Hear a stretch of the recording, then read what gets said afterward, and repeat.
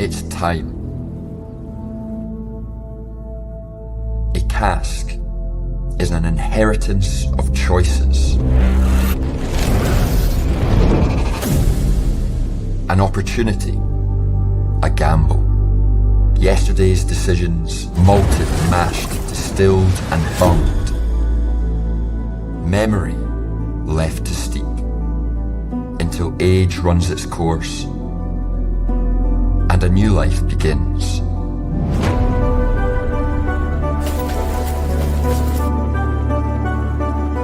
It's time for the next generation. The 9th in 300 years of whiskey lineage.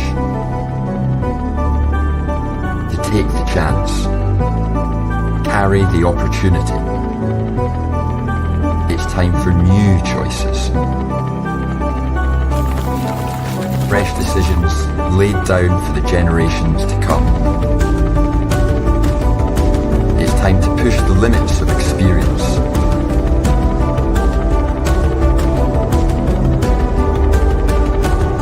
To overcome what is and stretch what can be.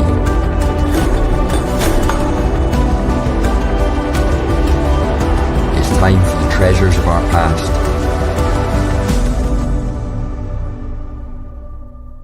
to shape the whiskies of our future.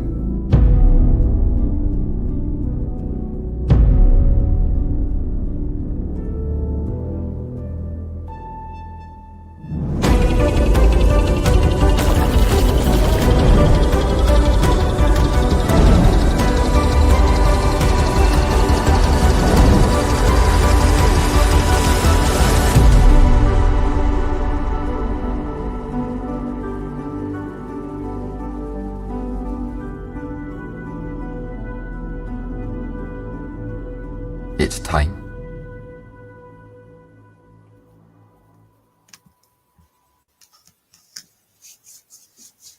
Welcome along. A lovely video there once again. It's so cool, isn't it? That just gets you in the mood, doesn't it?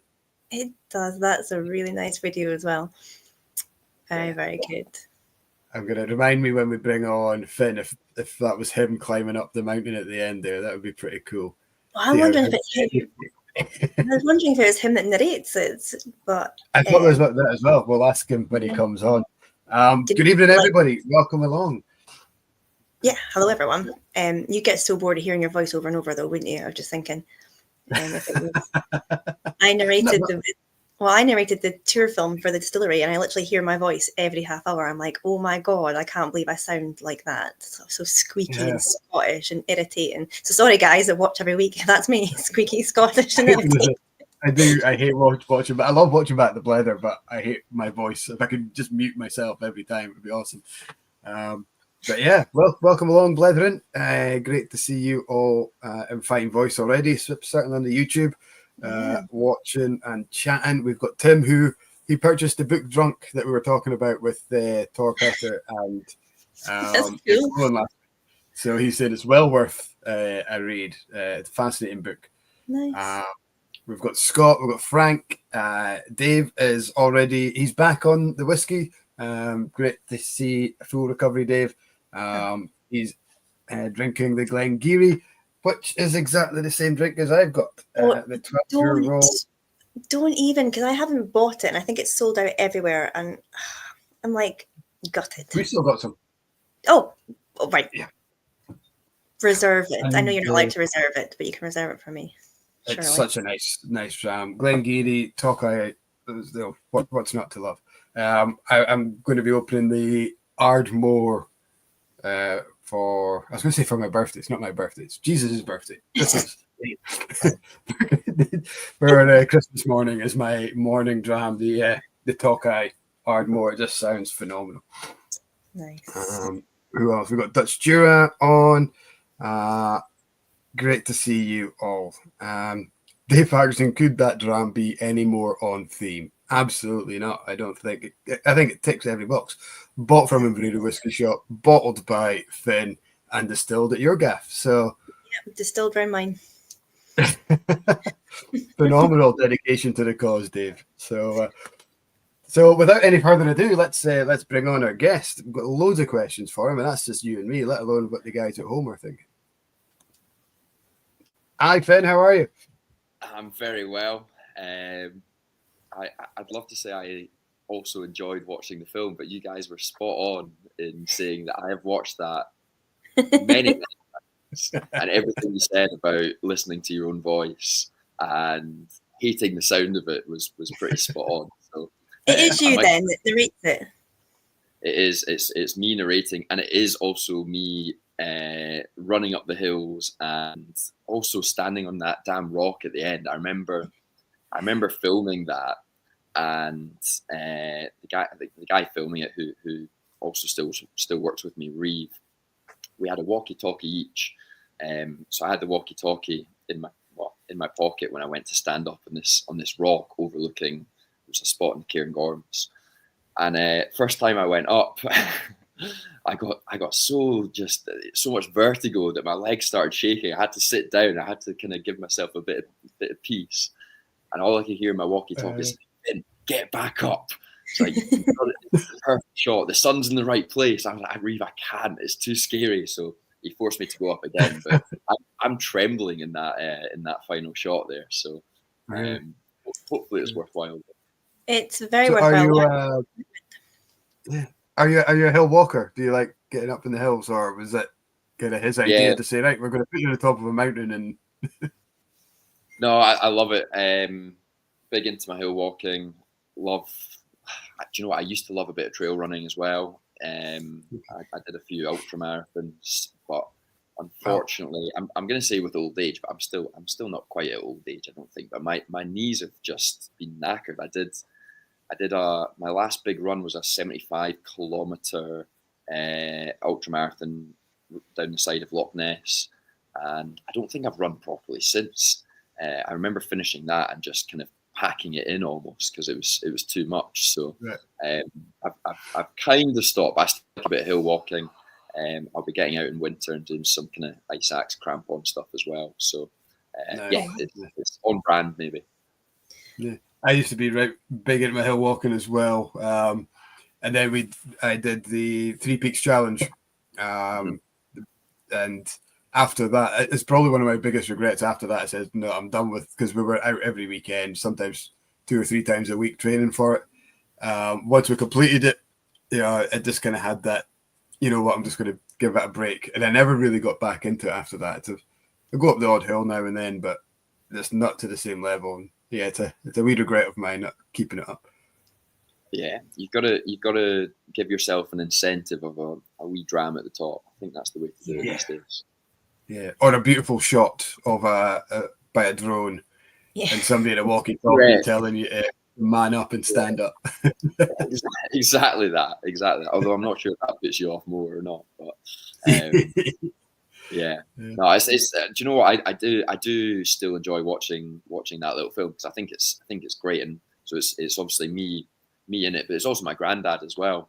I was going to ask, was that your granddad as well in the kilt standing at the window? Yeah. So it was quite, do you know, it was quite fun getting him involved in it as well, because obviously he's been out of the industry for quite a wee while now, and one of the most enjoyable things about what I'm getting to do now is kind of showing him what we're doing.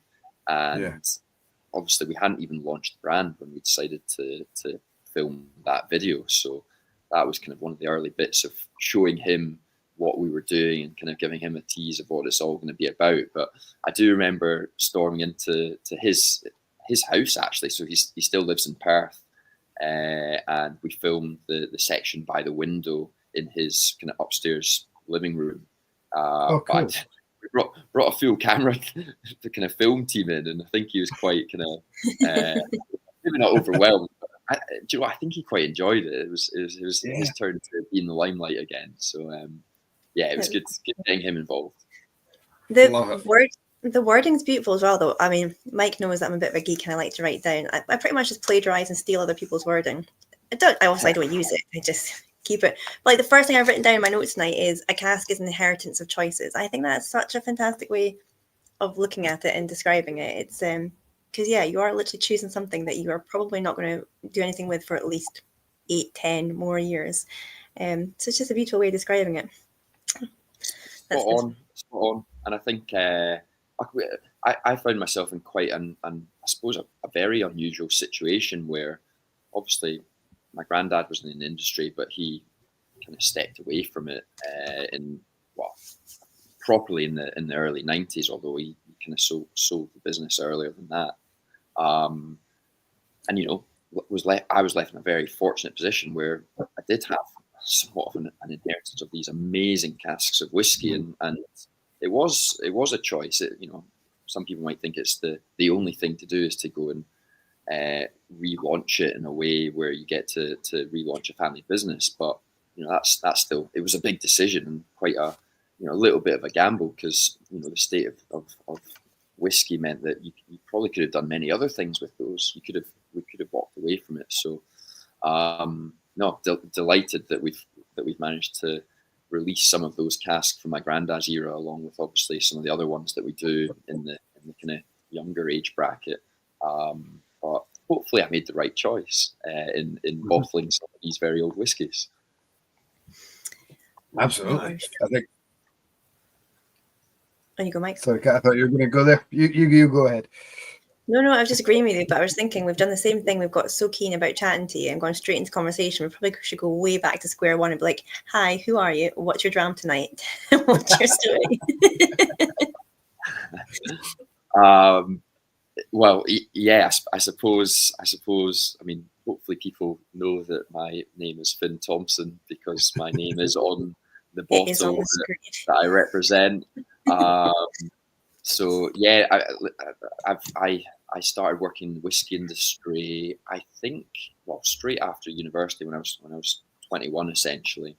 Probably having known that this is what I wanted to do well before then, based on family history and my granddad's time in the industry. But yeah, started working for my local whiskey company at the time in, I'm going to say 2013, which is when I graduated from uni and went to work for what at the time was the Scottish Liqueur Centre, which these days is probably better known as Morrison Distillers. But back then they were probably better known for doing brewed or liqueur, whiskey, honey and slowberry liqueur, as well as obviously Carnmore independent bottlings.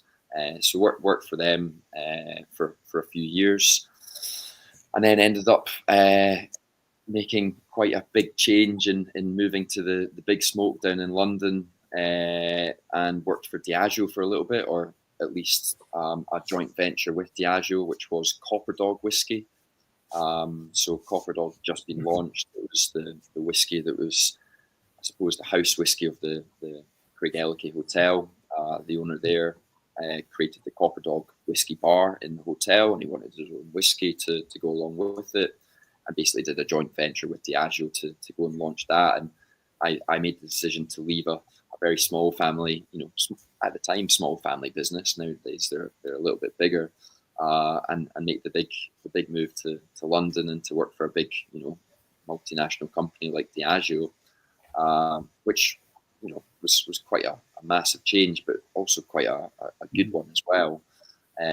Lasted a few years down in London before coming back up to Scotland, craving a bit of fresh air and mountains and all the rest. And it just so happened to coincide with I suppose COVID happening, which was a perfect opportunity to go and spend some time thinking about how to relaunch an old family business.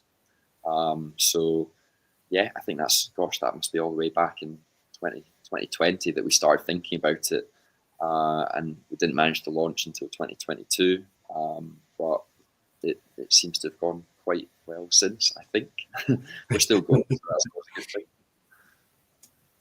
That's amazing.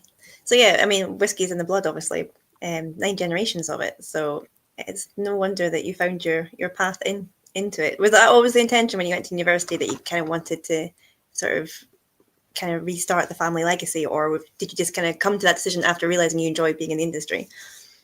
Yeah, I think I remember being in university, and to be honest, probably at that time you're not so career driven as such when you're a student and you're just out having fun. And played for the university football team and ended up, just going out most nights. I studied international relations and Spanish, which I don't think I've ever really used since. I did politics and international relations, and look at me now. Yeah, maybe that's the natural kind of path for whiskey people, is to do politics first. But no, and it did that, and I think I had it in the back of my mind to begin with, certainly that this would be the direction, but never in a kind of concrete way. And it was probably only towards the end of university where there's that little bit of pressure to start thinking about what the hell do I do afterwards. And I knew about the family story. I'd grown up around bottles of Ben Eagles whiskey. I'd spoken to my granddad, and ultimately kind of knew that whiskey was definitely the direction I wanted to go in. And as I started to learn more and more about the family business, I actually remember in my last year of university, we did a it was a leadership course, a kind of leadership training course or something like that. So I was captain of the university football team, and all the different captains of all the different sports teams had to go to leadership training, whatever that is. And one of the things they made you do is write down what you want to be doing in 10 years' time. And I do remember writing down that I want to be selling my own brand of whiskey across the world in 10 years' time. And we've obviously managed to do that. So that's always a nice thing to look back on and think, if you put your mind to something, if you've got that motivation to do something, it's good to write it down and have that as a kind of something you revert back to and know that is what you want to do. So I suppose that has always been the plan to some extent, and perhaps I've done it earlier than what I originally imagined, because certainly when I started, I thought, do you know what, it felt like perhaps I'd not been in the industry for that long. I'd maybe done 3 or 4 years with Morrison, a few years with Copperdog and Diageo as well. Had a little bit of in between time working with Glenturret for a little bit, but still, going into relaunching a business with less than 10 years experience working in the whiskey industry. So, it's certainly been a case of, learning things as you go, and obviously using some of the experience from these very different jobs that I've had, but it definitely feels like it's come very fast. But I love that. I'm a big believer that, the best way of learning to do something is just by going out and doing it, and you make loads of mistakes and you learn from them and you tweak things and you change things subtly. So I suppose that's what we've been doing. But at the same time, I think what we've done so far has been pretty good. I'm very happy with what we've released and how we've managed to represent the kind of family business in a new way. That was awesome. Such a cool story. Were you ever on the phone to Grandad to say, but what do you think I should do with this decision or with this cask? Does he help you along anyway? Yeah, there's definitely been a little bit of that. I think, my granddad kind of moved. He sold the family business, Peter Thomson as it was at the time, and his brand, which was Ben Eagles.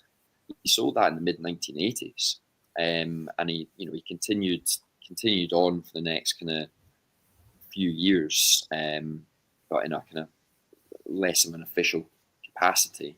But that's quite a long time ago. So when we started talking about doing it again, I think he was very much of the mind that that's your thing to carry on, and he'd give little bits of advice, but he's never told me what to do. Certainly, I think he's always enjoyed listening to what the plans are, but in a nice way, he's been quite hands off about it and kind of let me do it in my own way. So listen, my favorite thing about what I've done has been showing him. The first time that I had an actual bottle of our whiskey, he was the very first person that I went to show, and that was a really special moment, obviously. I love showing him what we've done and what we're doing, but he's very much kind of leaving me to it and letting me make my own decisions and mistakes and the good bits as well. I love how the bottles are like a nod to the past, though, because am I right in saying that they've got the 9 sides for the 9 sort of generations? That's That's right. So it was one of the things, you know, when we started thinking about how we wanted to tell the family story, and you know, as you said, there's a lot of family story to tell, and almost too much to put across it sometimes. You know, I always knew about obviously my granddad's time in the industry, and it was his granddad that actually set up Peter Thomson's in the early 1900s. But actually, we've got 9 generations of family all involved in the whiskey industry, going all the way back to, I think that the earliest record we have is 1772, when James Thompson, who's my 6 times great grandfather, was named as a farmer with a pot still on his farm, and he was an illegal distiller essentially. So you know, there's a lot of story to tell, and one of the ways that we wanted to do that is to use the bottle itself to tell the story. So one of those things was to make a 9-sided whiskey bottle to represent all 9 generations of family, me being the 9th. I'm not sure what happens when I have children. I think I've got to redesign the whole bag, which might actually be an easier thing, because working with 9 sides on a bottle is actually quite difficult because it's all asymmetrical and doesn't quite work from a label point of view unless you're very careful with it. So 10 sides might actually be better than 9. So we have to get rid of it. What's 9? What's 9? Like oct? Oct is 8. Nonagon. It's a nonagon. Yeah. Nonagon. Okay. There you go. Every day's a school day. There you go. We've learned something.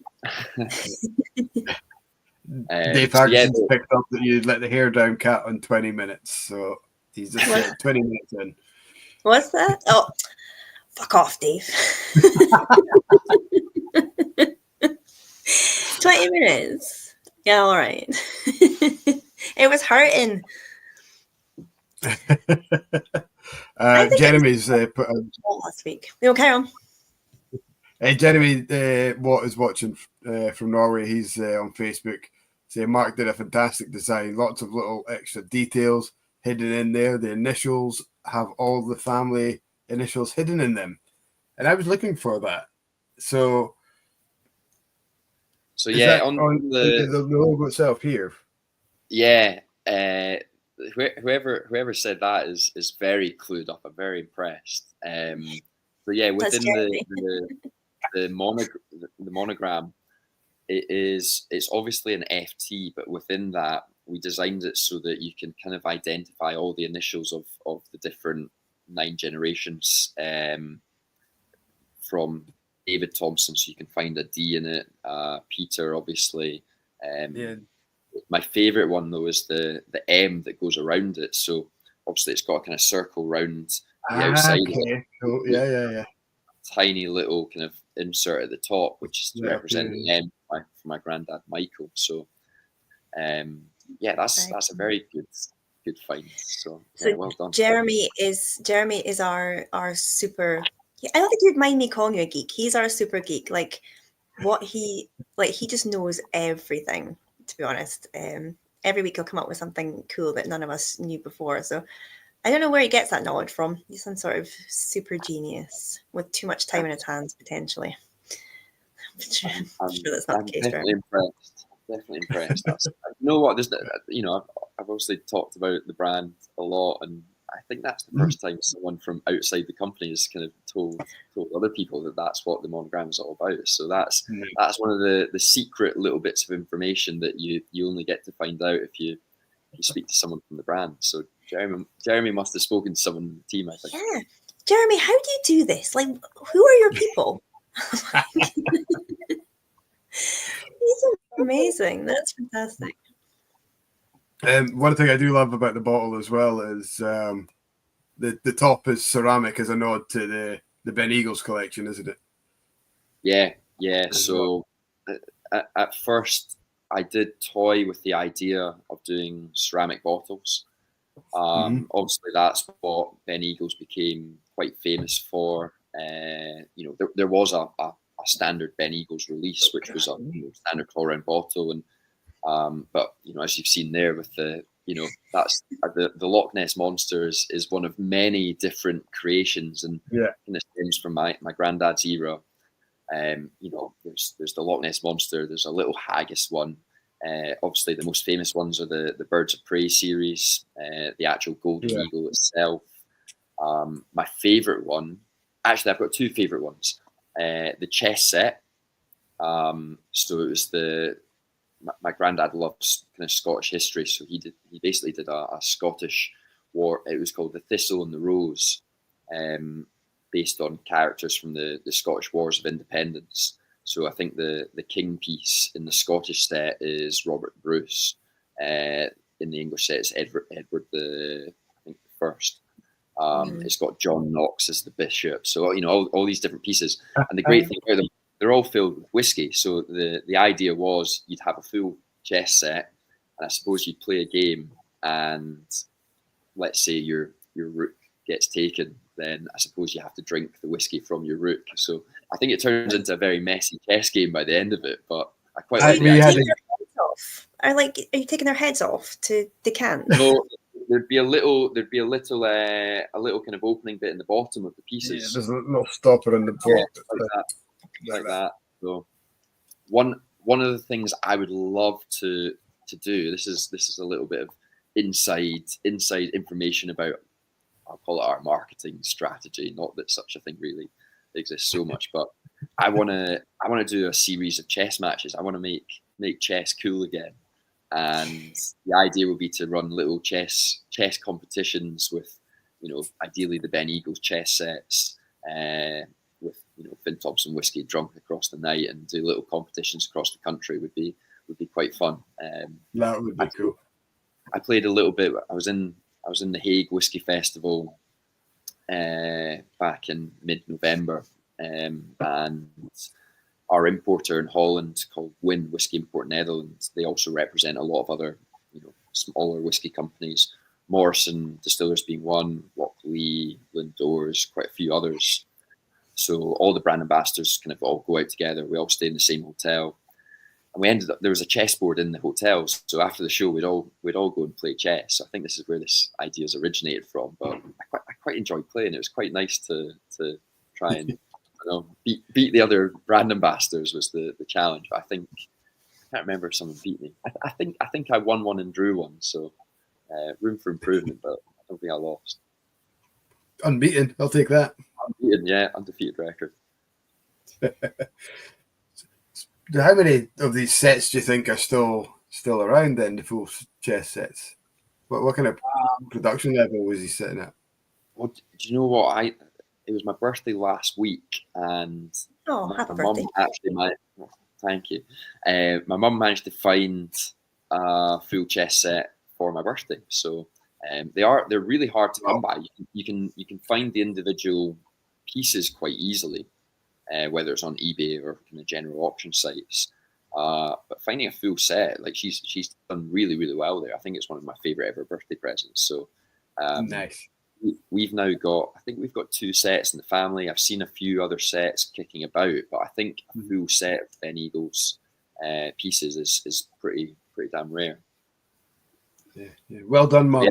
If anyone watching has access to one, then I will gladly take it off your hands. I will pay above asking price probably.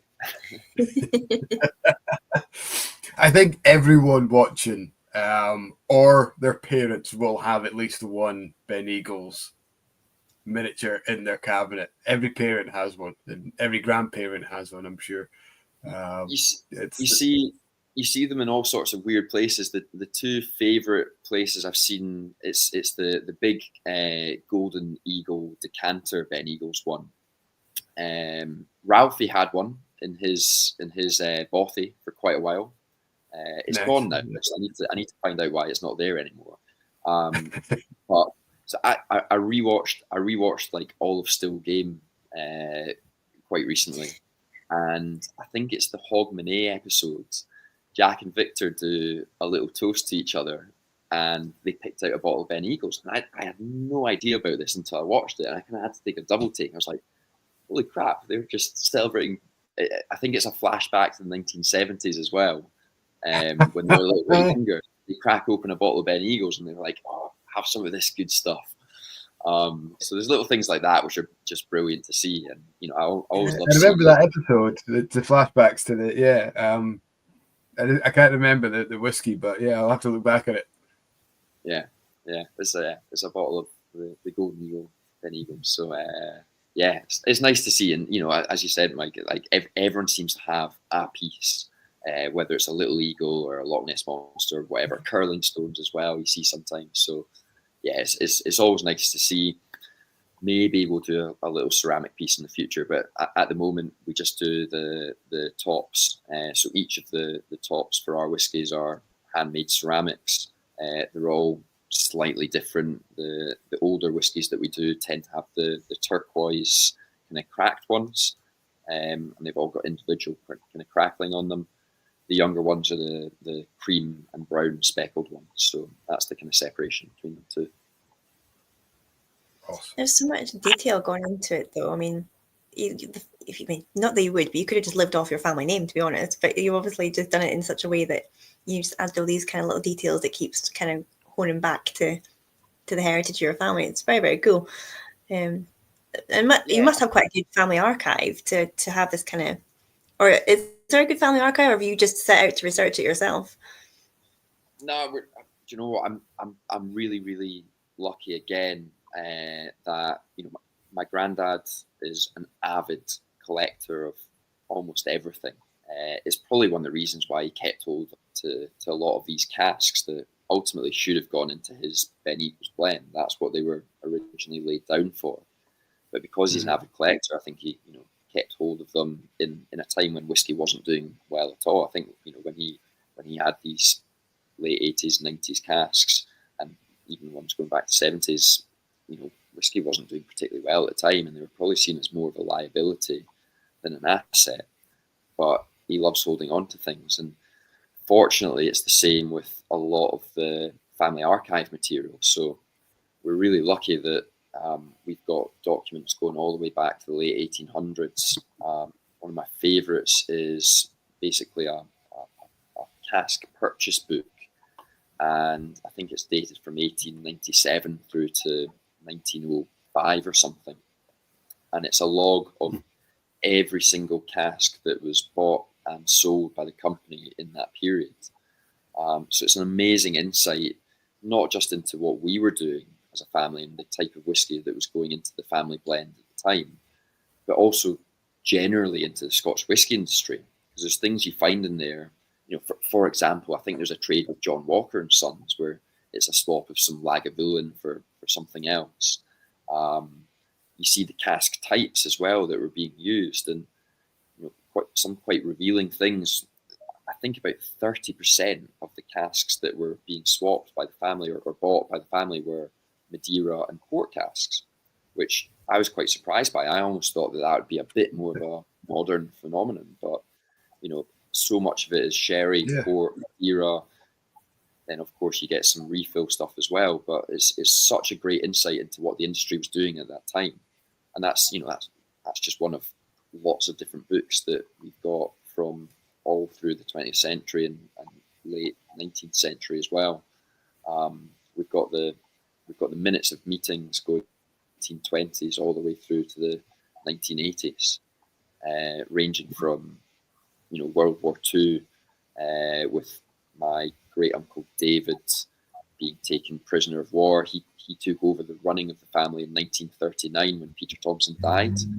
And 2 months later, there's a note in the minutes of the meeting saying David Thompson is absent from the business because he's gone off for military service.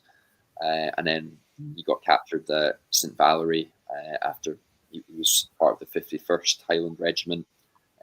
They were left behind essentially when everyone else got evacuated from Dunkirk, and he was taken prisoner of war for the duration of the camp. So there's little bits like that, and you just see it in the minutes of the meetings, and sometimes there's things like that which actually don't get that much attention. You kind of wish that they'd written more about it, but it's such a great kind of journal of our family history, but also Scotch whisky history as well. Any plans to write that, like have a book released about the Thompson family history? Because it seems like there's a lot to go, but like, a lot to go in it. And like David Stark watching, maybe you could hit him up and see if he'll write it for you. We'll write it for you. I was going to say, he's saying top bloke. He's clearly talking to you about you. I hope so. Well, yeah, David's top man. He's been very helpful. I think he's one of the top independent bottlers of the last decades. Absolutely, yeah. He's given me a lot of good tips and advice over the past few years. So, yeah, shout out to David. Hope he's got a little bottle of Finn Thompson in the house somewhere that he's sipping on.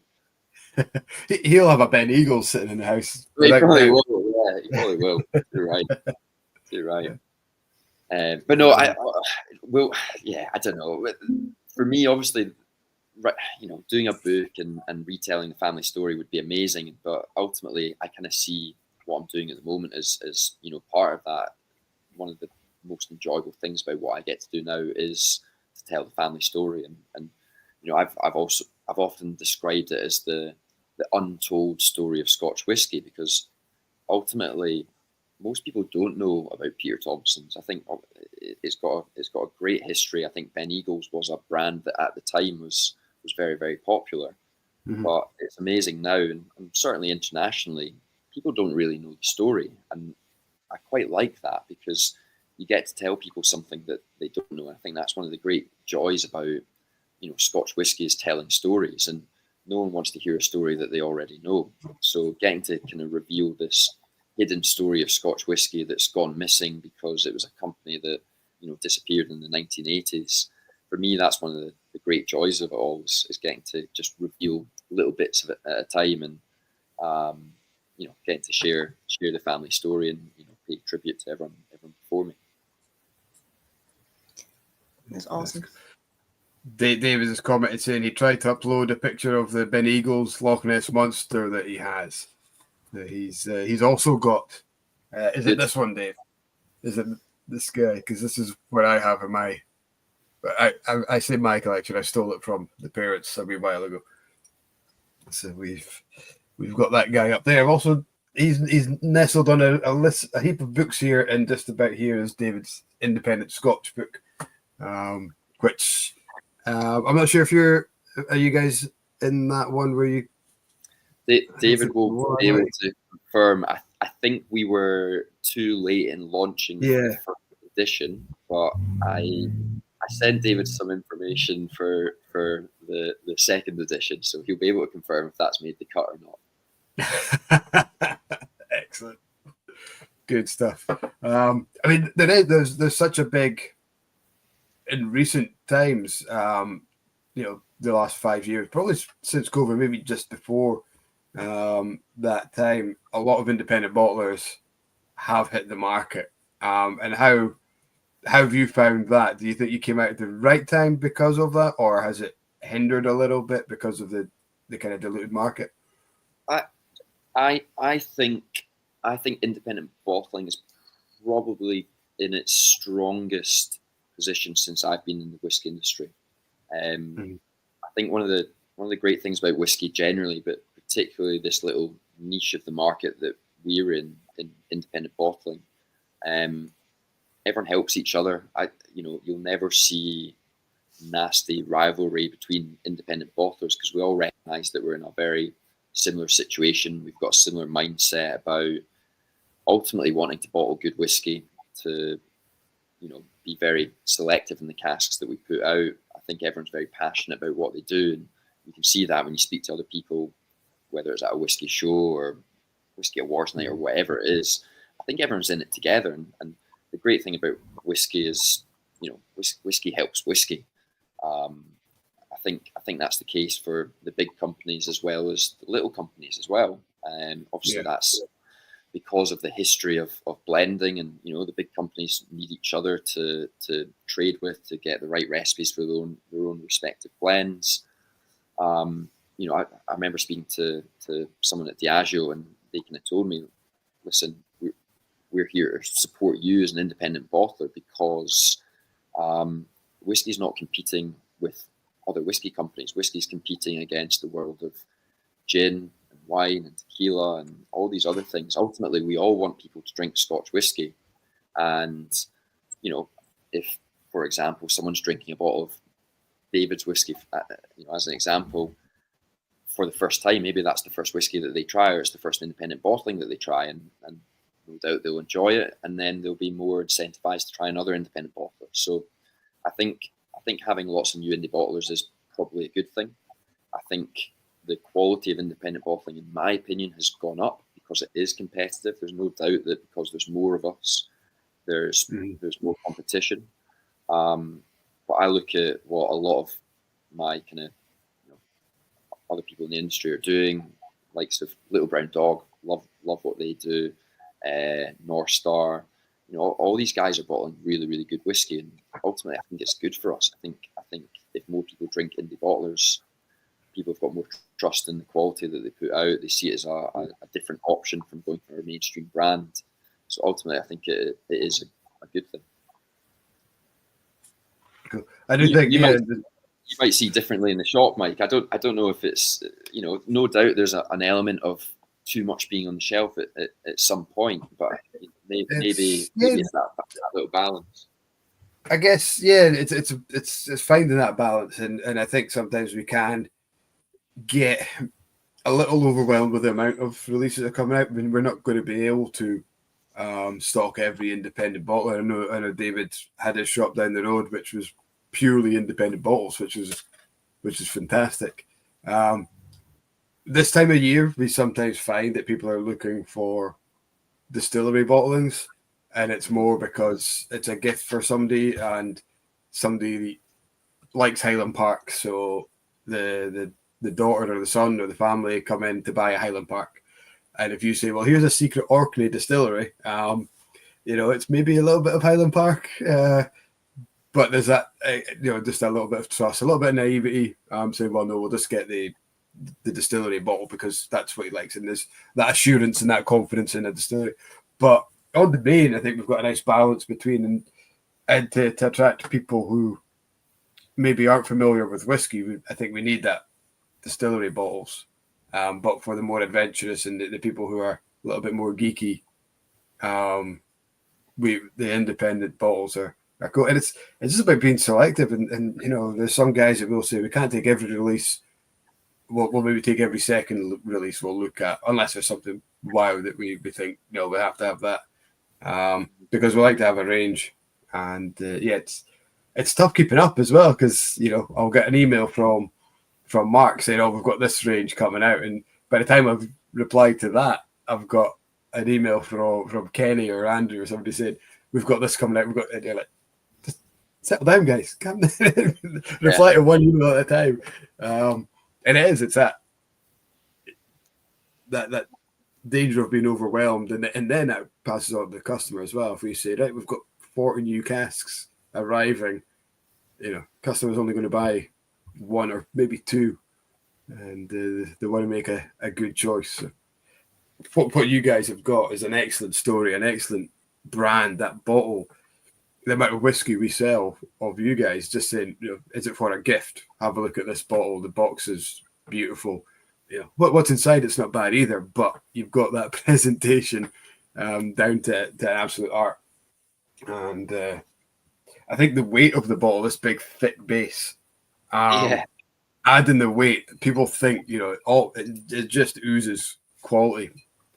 So it's appreciate that. I think it was actually one of the things I noticed when we first launched, because, you know, it is a pretty bottle, and I think people can tell that we've obviously spent some time and focus on how it looks, and you know, that is different to some other independent bottlers out there who maybe go for more of a, let's just focus entirely on what's in the bottle, and we'll do as simple label as possible, keep costs down as well.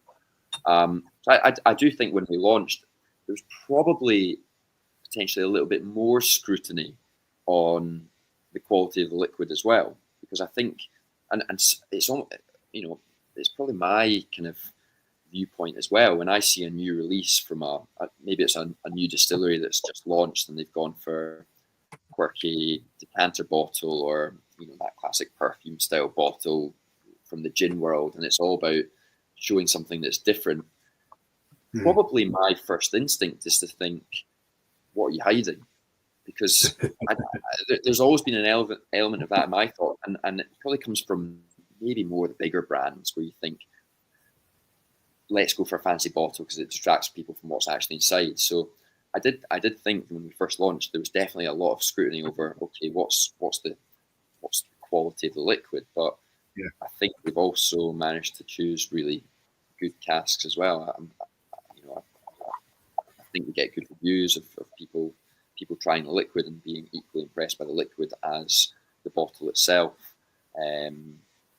We got, I think when we launched, it was Dram Face did a whole series of reviews, and I think they're notoriously quite harsh on certain people. There's certainly no kind of rug pulling on and making things seem better than they are.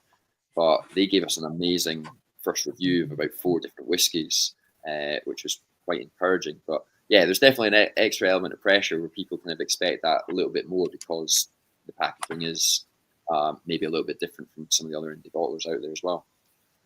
Mm-hmm. Yeah, I think I like the idea of the dram face where we don't know who's writing it. It's this persona, and it's great because you get some really honest. It could be somebody like myself who it's not. I'm not on dram face for it, but as a retailer, I would only really talk about whiskies I want to sell and kind of try and use the ones that let's just say I've got Little Brown Dog. If I didn't like that whiskey, I wouldn't come on a show and say don't like this whiskey, because I want people to buy it ultimately.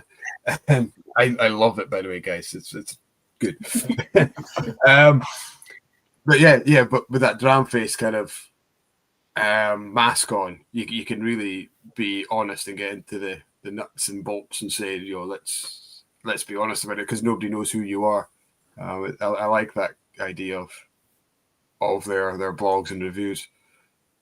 Yeah, I think this whole probably new world of online reviews and blogs and even what we're doing right now, compared to when I first started in the industry, call it 10, 11 years ago, this wasn't really a thing. And again, I think that's something that's probably elevated the quality of what indie bottlers put out, because maybe in the past you could get away with just releasing a few extra casks in a year that you thought were 6 out of 10s rather than 8 out of 10s. Nowadays, I don't think you can, because everyone's so vocal. Everyone communicates what they're drinking, what they're tasting. They share it online. I think more so than ever right now, it really is the case of you're only as good as your last whiskey.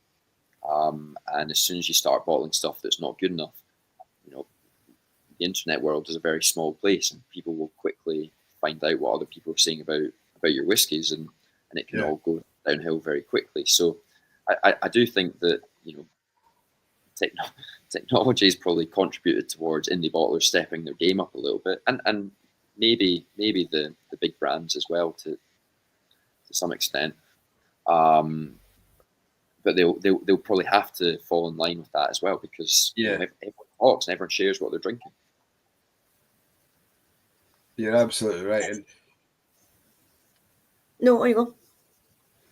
I was just going to say on the you're only as good as your last cask, and it is that kind of, if somebody has a whiskey of yours that they didn't like, it's your name that they talk about. It's not the Aberfeldy or the Tomatin or the Tamnaville, whatever the bottle is. It's the Thompson bottle, and it's it's that brand name that they talk about, rather than I'm never buying Tamnaville again because I didn't like Thompson's Tamnaville. And it would be, and that just means that you guys really have to make sure that what's going into the cask is.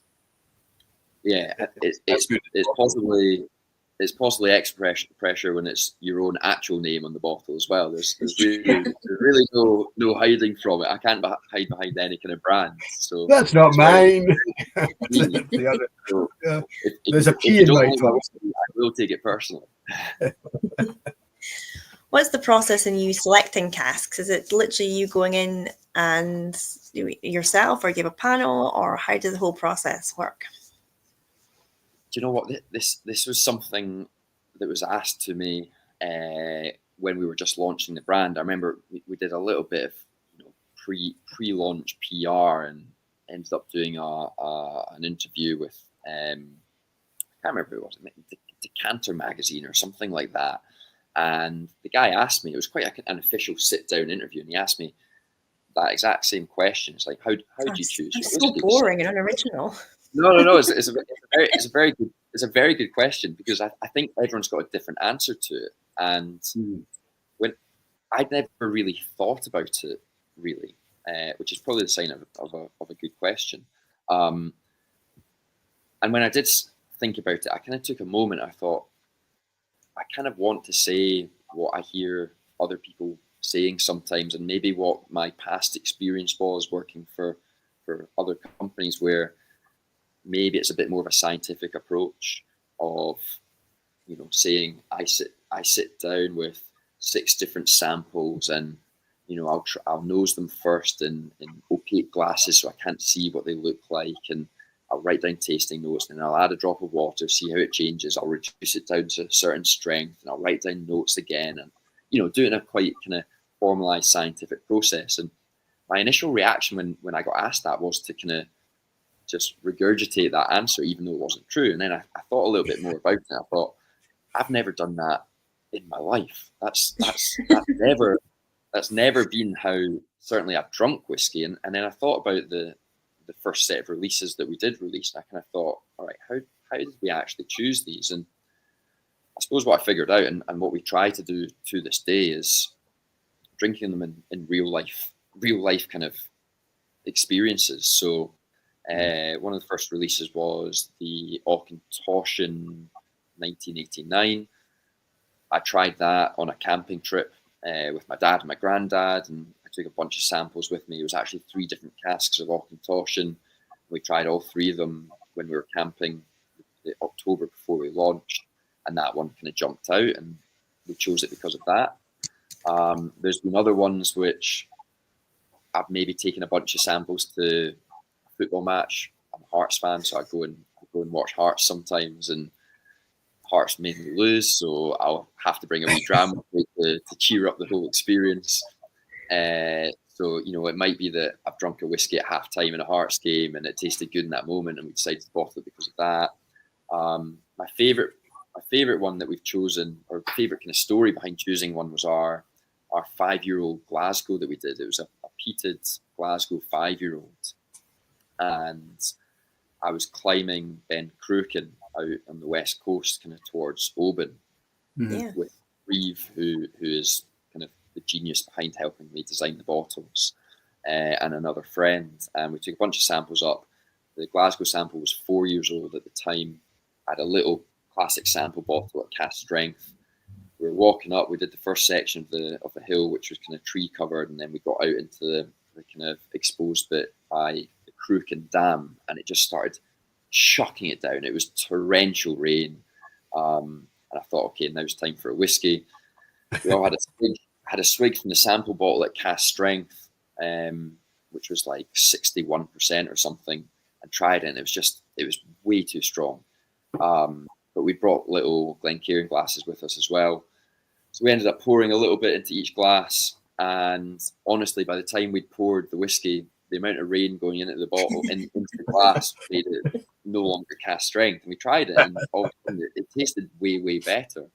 And we kind of decided at that point, okay, we're going to bottle this, and it's also going to be the first release that we do which isn't cask strength. So I think that's the only whiskey we've done which is not bottled at cask strength. And I think on the label we talk about that kind of experience of trying the whiskey, the rain falling in. It sounds quite kind of marketing bullshitty, but it's an entirely true story. And I think for me that's the fun of choosing the whiskies. You go out and you try them with friends, you get their opinions. So it's not, obviously I've got final say in all the whiskies that we release, but I don't like to drink it alone, because I never drink alone really myself. So it's I like to choose my whiskies in an environment where I'd actually enjoy drinking my whiskies as well. That's a very cool answer, to be honest. Because it's like how most of us kind of enjoy whiskey, isn't it? Either those little moments of time. So the fact that you choose casks based on those is pretty cool. A bit more you're like just up the top of Ben. Yeah, the only concern with it is I think it is that classic thing of certain things, whether it's going to France and drinking red wine and the bottle always tastes better when you're sitting in the south of France than it does and bring it back home. Same thing probably applies for a whiskey. You go to the distillery and I remember one of the first whiskies I tried, we went to Glengiri and got a sample of the cask, and there's no better way of drinking whiskey than having it drawn from a cask and drinking it in a warehouse. So I do worry sometimes that if I'm drinking it, on a camping trip by a fire, maybe that alters the perception of what the whiskey is actually like. And if you're drinking it, just enough. I was going to ask that question. Have you ever had a whiskey, like say at halftime in a Hearts game, you thought, oh, this is just what I needed. We're getting beat by Hibs 3-0 at halftime, and I really need a pick me up. And this whiskey is just amazing. And then right, we're going to bottle it, and then you get back to the warehouse, and you're in the process of bottling, and you taste it again in the cold light of day, and you think, actually, this is terrible. Have you ever had to put the skids on just at that stage of thing? Mike, I obviously would never say that any of my whiskies are terrible. No. But I'm honest enough to say that I definitely fall in and out of love with a lot of my whiskies sometimes. Right. So I'll use a whiskey festival as a classic example. I was in Milan Whiskey Festival 2 weekends ago, and start of the whiskey festival, you make sure you have a little taste of all your whiskies to make sure that you kind of just remember what they're all about. And sometimes you try one and you're like, oh gosh, I'm not feeling that today. Maybe you lose a little bit of confidence in saying to people coming onto the stand that you should try this, like whatever it is.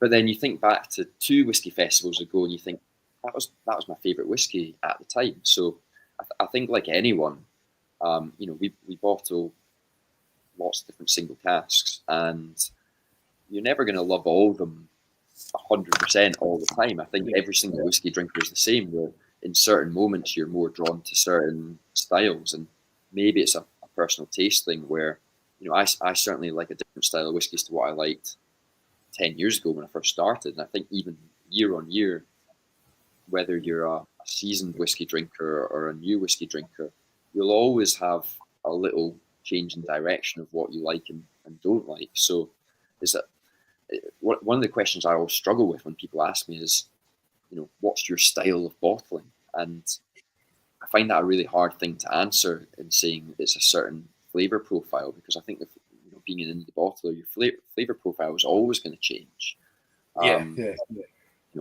What I'll always say is it's not necessarily about the flavor profiles. It's more about, obviously for me, it's about retelling the family story and what I talked about before, which is that whole experience of going out and drinking whiskey in fun environments and in real life environments. Those to me are the 2 things that are almost most important. And I wouldn't be able to say that Thompson whiskey is a certain style of independent bottling flavor profile. I think that would be probably a little bit dishonest. Yeah. Is it on your website you talk about? Oh, sorry. No, you crack on. What were you going to say? I was going to say on the website you talk about like showcasing the house character, which I think is quite a nice kind of. I like if you try whiskey and it's like you're like, oh, that's definitely a Glendronach, or that's definitely a I don't like it. It's fun to play around with different casks and finishes and things, but it is nice when you can still pick out like what the actual heart of the whiskey is, and it's not just got a nice big kind of Pedro Jimenez sauce on top of it.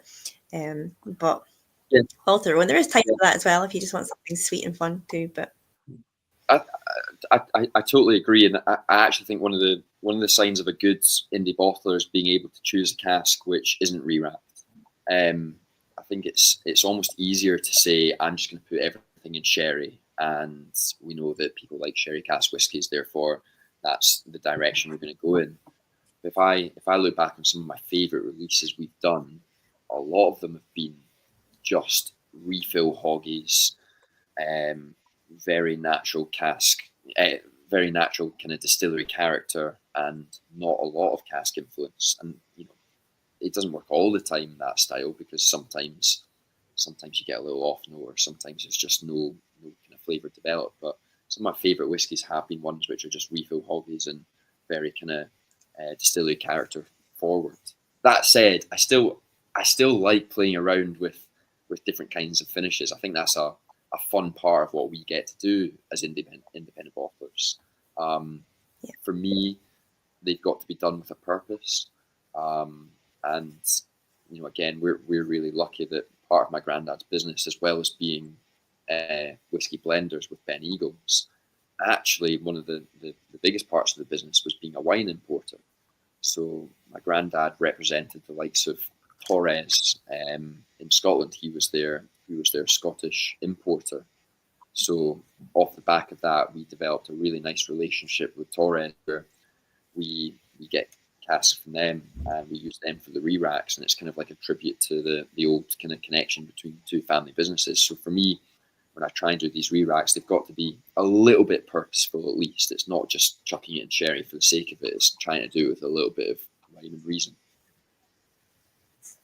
Yeah, that's pretty cool. I was trying to think of a sherry cask whiskey that you've released, and there's not many, is there? You kind of like a wine cask or a port cask. I think it was Scott, who's watching, Scotty Mac, was saying it. Your Blair Athol, which I think was a 9-year-old or 9 years in port cask, has to be his whiskey of the year. Oh wow! And I think it's cool to be able to have somebody say that, and it not be a big sherry, or as Frank, aka Petehead, puts it, a great polluted whiskey. It's quite unusual to not have, because a lot of indies look for big sherry hitters or really dark kind of finishes to get their name or get that image out there. And maybe it's an entry to the brand, but you don't have a lot of kind of sherry casks, or if they are, they're refill.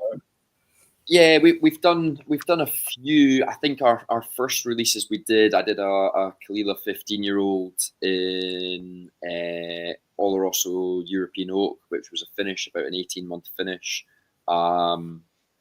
We've done a few others. There was the Glenallachie 12 we did was full maturation in sherry. Obviously, I can't take full credit for that, because that there was no finishing involved. But I got very lucky in being able to find that cask. So yeah, we've done a few ones. But you're right. I think a lot of the ones we have done have been a bit more wine focused, or a little bit more distillery focused, if you can call it that. Yeah.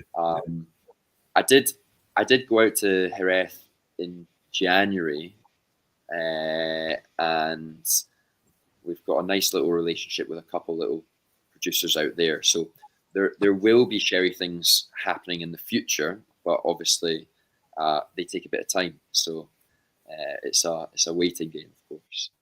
We had Tim asked, and I didn't mean to go back to it, but we got distracted by geeking out. Tim Powell's asked earlier, Finn, what did you take from spending time with Miguel Torres in Spain and Casa Pedro Domecq in Mexico? Yeah.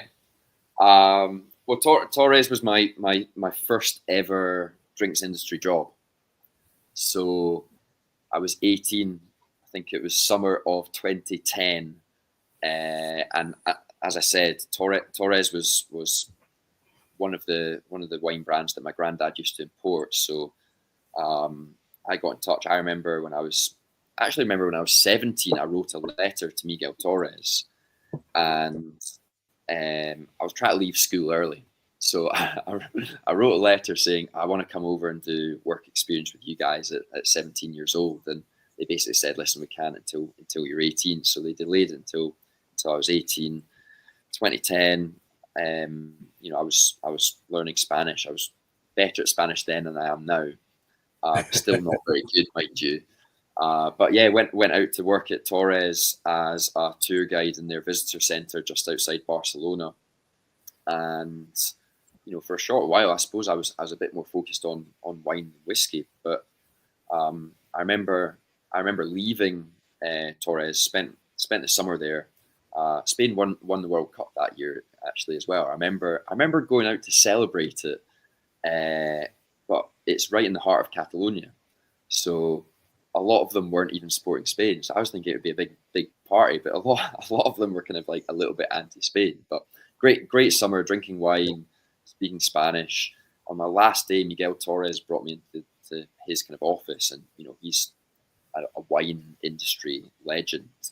He brought me in, and what I think he said, because this was in Spanish, I've maybe manipulated it in my mind a little bit through mistranslation. But what I think he said to me was, "Well done, what a fantastic employee you were.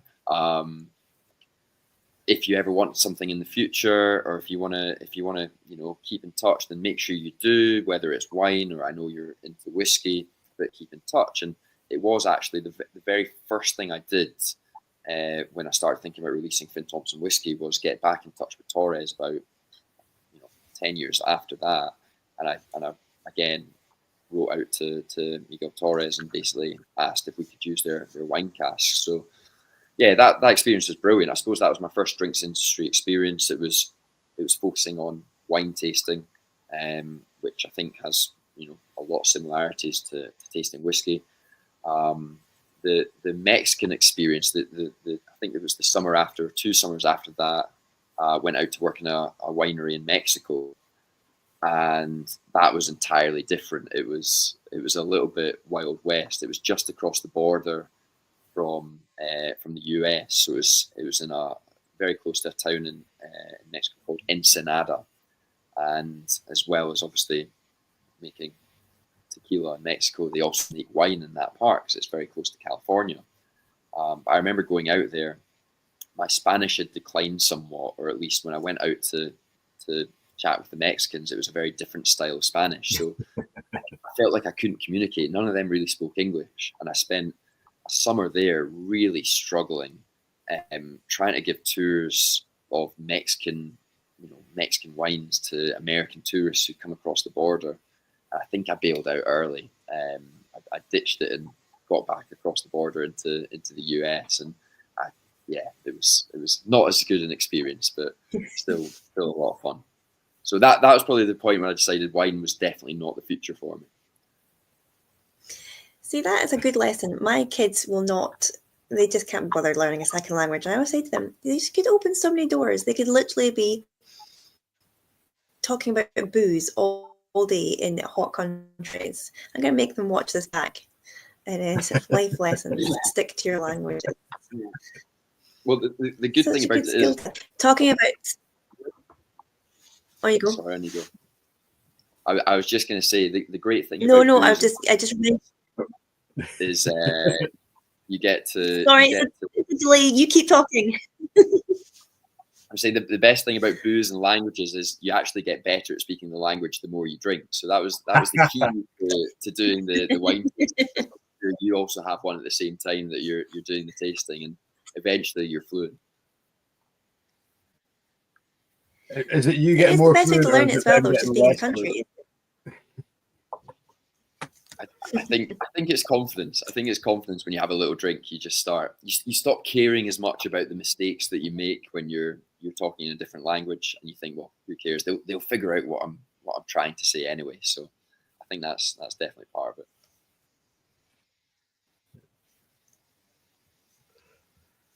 I'm waiting for Kat to say something now, because I'm just going to go and get my charger. I'm just going to go and get my charger, and hopefully I've caught up by then, because I'm on a bit of a lag. I was going to say quickly, while we're talking about Spanish, the guy who messaged in last week to say that he got samples from Tor at the airport, that was a guy I know, Andrew Cullen. And I'm sorry, Andrew, that I didn't say hello to you last week. So if you're watching this week, hi. But anyway, it's just reminded me because he speaks Spanish. I'm going to go get my charger, and hopefully I'm going to get my kids off the internet, and hopefully I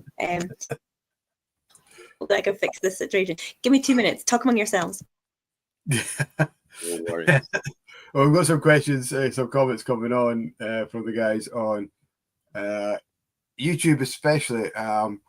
Ben Marnick is Finn, are you finding casks at a good price or a better price recently?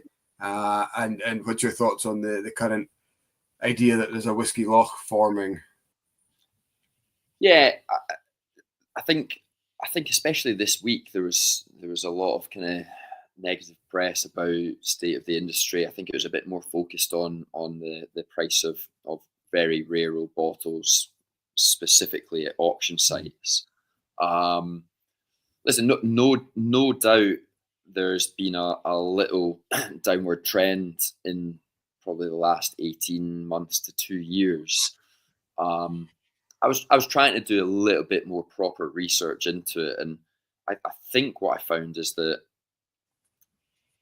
COVID was obviously a very unique situation where whiskey sales absolutely boomed, and it seemed like everyone was drinking whiskey. It was flavour of the month, whether it was people buying bottles in shops, that whole world of cask investment. Everyone was just mad about whiskey. And obviously, post-COVID, that's kind of very much softened out. I think if you were to look at 2018 compared to now, and I might be wrong on this, but I think you'd still see that if you took the COVID years out of it, there'd still be a pretty steady growth, which we consider a lot more normal. And I think those COVID years really threw everyone off, whether it was the big companies forecasting, and maybe that resulted in them producing more whiskey. I 100% agree with you. So I think whiskey's definitely got challenges. I think that it's really important that people don't get carried away with what happened 18 months ago when whiskey was booming, and all of a sudden everyone's flooded with super premium stuff all the time. I think a lot of the big brands probably went in that direction because they saw that as the ongoing trend and not a bit of a kind of one-off. I think it's important that brands get back to their roots and get people drinking whiskey ultimately. It's something I learned from my granddad, and I often use Macallan as the example with him. He was one of the first kind of distributors of Macallan. We've got the minutes of the meeting from 1983 when the Macallan management came down. Is that a birth year? Yeah. But yeah, the Macallan management came down to Perth to meet with my granddad and great uncle David as well. And they basically pitched Macallan as a single malt brand that they wanted Peter Thomson to take on distribution of. And there's a quote in the minutes of the meetings, and I think it's from Willie Phillips. I can't quite remember, but they quote it as saying, "We think Macallan would be the Rolls Royce of Scotch whisky," which obviously they were bang on about at the time. But pretty much, yeah. It was a Bentley, but you were close. Yeah. But I remember catching up with Willie Phillips at the time when we were launching the brand. Went and had a wee chat with him, asking him about his time working with my granddad. And I remember one of the things he kind of told me was that original Macallan strategy, which was all about. He said he wanted to make a bit of. I think he described it as a baby brand first in the local area. Talked about sponsoring, Elgin Cricket Club and making sure that Macallan was the whiskey that you drank if you were in Speyside, and having that as a really strong foundation, because when they had people visiting from the US, from Asia, from all across the world, they wanted to bring people over and show them that Macallan was being drunk by the locals. That proved to other people that this was a legitimate brand. And I think all brands should kind of remember that kind of strategy. That's something that works, and it's something that we're definitely trying to do. I'm based in Edinburgh, and obviously we've got a kind of family history in Perth, so we do try and make sure there's a focus of there being whiskey pubs and bars and restaurants all having our bottles open to drink, and it's not, even though we've got a fancy bottle, it's not. I never tell people that it's something that's super collectible and that you should keep it back. It's whiskey for drinking. I think everyone, if they kind of stuck to that, would probably be, whiskey industry would be in a good place if everyone kind of stuck to that attitude. But obviously there's a place for premiumization of whiskey as well, and a whiskey that takes 50 years to mature is something that should be valuable. There's a lot of time and a lot of effort that's gone into making sure that is a high quality product. So I think it's just finding the balance and making sure that things are priced for a reason and things are bottled for a reason, and not just customers aren't just being told that this is collectible and you should buy it because it's because you're going to lay it down and in 10 years time it'll be worth more. The whole reason why I think Macallan has become such a collectible and investable whiskey brand that it was one of the go-to whiskies, one of the best quality whiskies, and people opened bottles and they drank it, and that's why there's so few left from certain periods of time, because people open bottles, and that's what's driven the rarity of it. But if you start telling people that something is collectible, no one ever opens one, therefore it doesn't become any more scarce, therefore it doesn't go up in value. So the whiskies that will become more valuable will be the ones that people open and drink ultimately. Yeah, you're on the same wavelength as me when it comes to a couple of things. Ed, the kind of downturn, or what people are perceived as a downturn, for me, it's a more of a reset. It's more of a and we, as a shop, we try not to compare like our annual figures with 21, 22, 23, or 2021, 22, because they were nuts. There were such a crazy spike. We also compare it to 2019, which was the last kind of what we call normal year.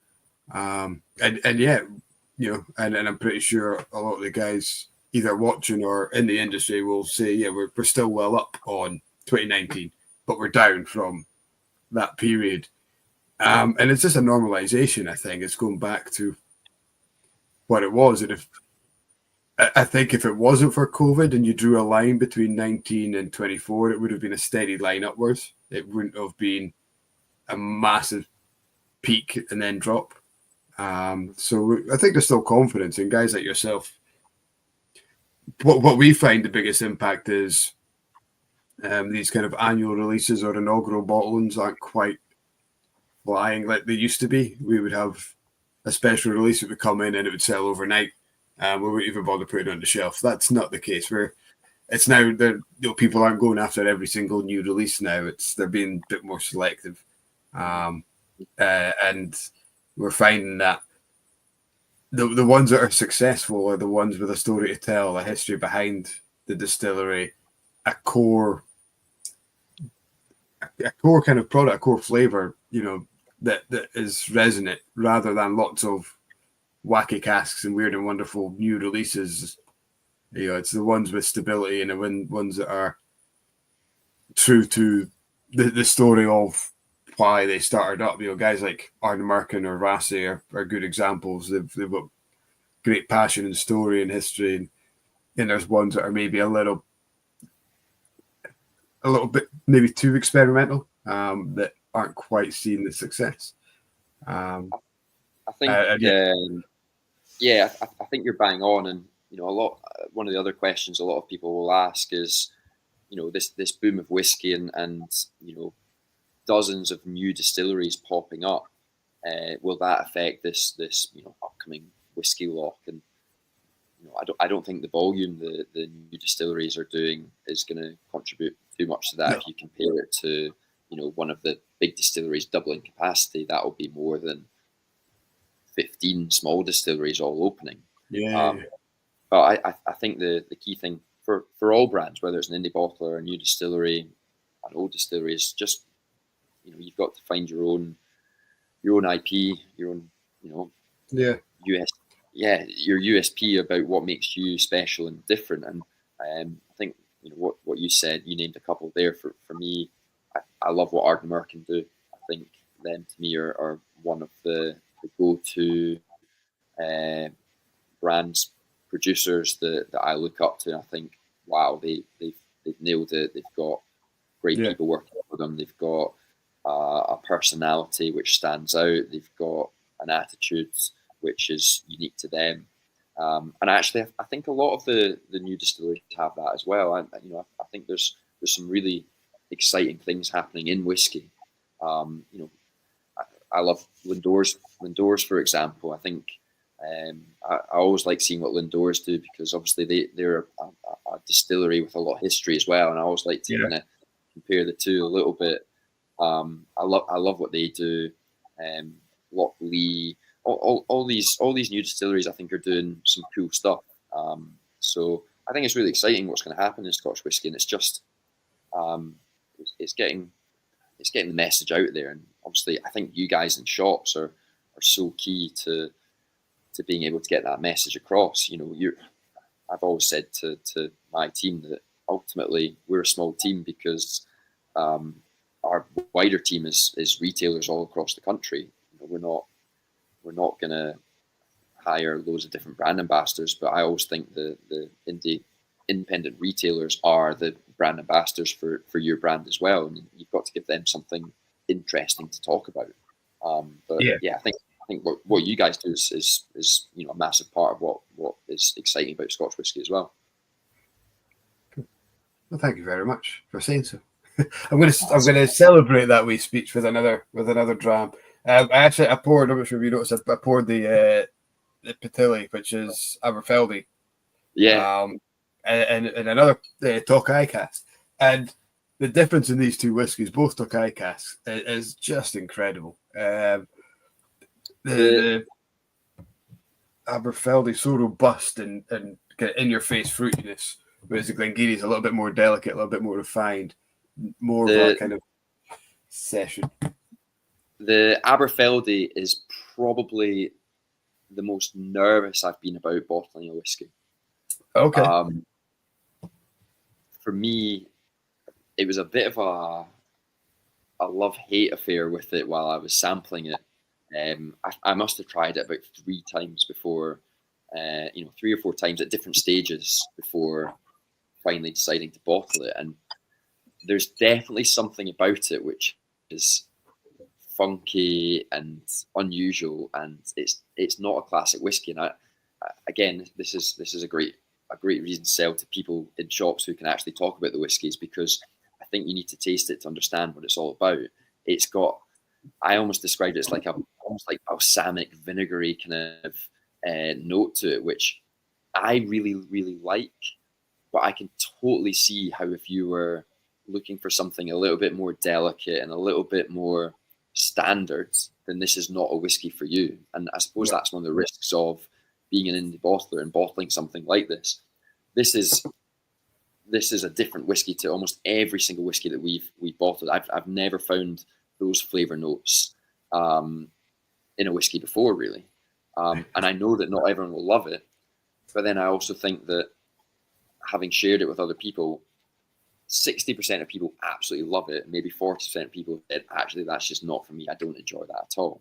So it's one of these like love-hate whiskies. But as an independent bottler, I think it's really important that you bottle these things, because there's only, I think 170 odd bottles of that one. I'd rather find 175. 175. Yeah. I'd rather find 174 on that one. But yeah, I think it's important to bottle stuff which is conversation provoking, something that gets people talking. And I can never expect everyone to love every single whiskey that we do, because they're all so different. I'd rather find some whiskies that some people absolutely love and some people don't like, rather than just bottle safe 6.5 out of 10 all the time. So Aberfeldy, that's where your family kind of hail from originally, that sort of region. So it was almost like a sort of a bit of a, kind of bottling a bit of home as well for you. Yeah, a little bit of that. So it is Aberfeldy, the family's first distillery. The first illegal distillery was called Dun Forest, which was a small farm close to Aberfeldy, near Grantley, which is kind of the town before it if you're coming from Perth. And then the family started Grantley Distillery, and were the proprietors there for quite a while, which was just along the road from Aberfeldy. So Yeah. I think I used to live in Glen Lyon, so I know the area pretty well. you know what, it's a great area, and I think it's one of the areas in Scotland which is really underappreciated for whiskey. I look at Perthshire and obviously the current distilleries that are there, but also the history that it's got. It's one of the kind of untalked about parts of Scotland for making whiskey. Some of my favourite distilleries are in Perthshire. I love Blair Athol. I think it always produces good whiskey for single cask strength stuff. Aberfeldy, I really like. It was one of the first whiskies that I got into. Edredour, I think, do some fantastic stuff as well. So there's some cracking distilleries in Perthshire, but it's just obviously not got the same name that obviously Speyside and Islay have. So I'd love to draw more attention to it at some point.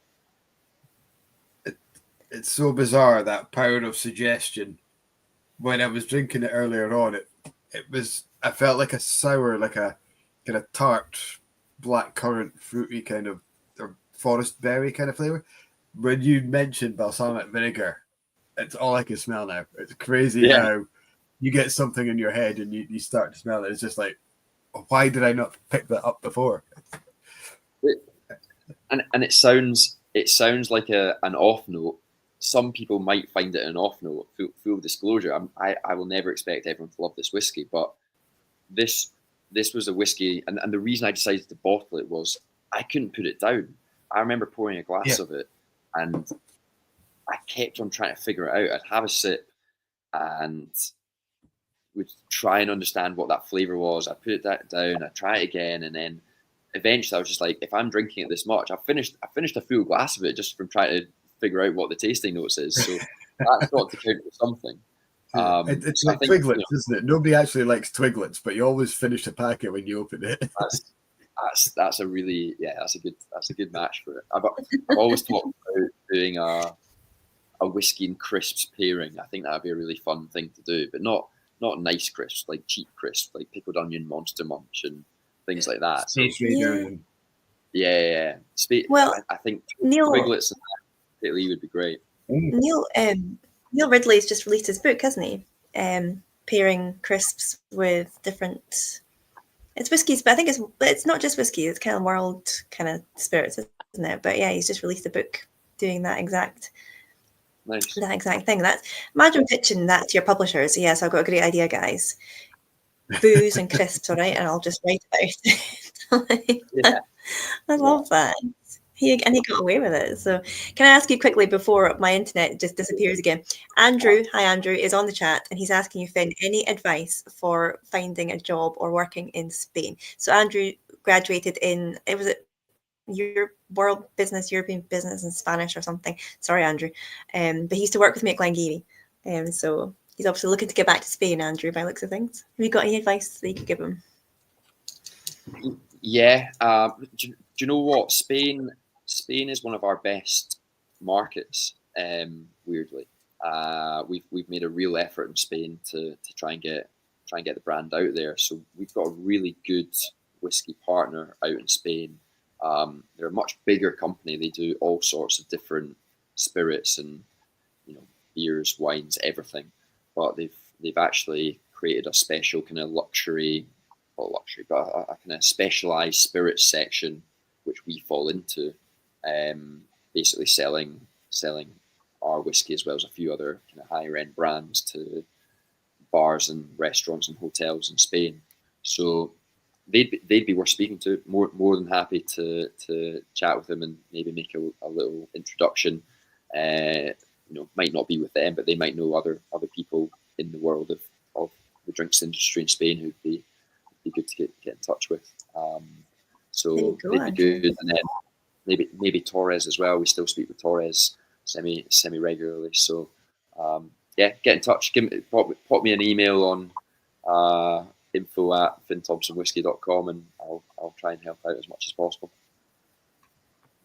Oh, that's lovely. Thank you very much. He's a good lad. There you go, Andrew. Thanks. We've helped you out there. Spanish. What's that? Does he speak Spanish? I presume so. He does. Yeah. Yeah. No, he Really? does. He was lived out there for a while, didn't you, Andrew? And then when he worked for us at Glengiri, he was thinking about trying to put together the tour in Spanish for us. But he moved on to do other things, make a bit more money somewhere else. So yeah. Nice. He's Yeah. very good. Very Happy good. to help. Cool. Mike, Dave wants your tasting notes on the Glengiri.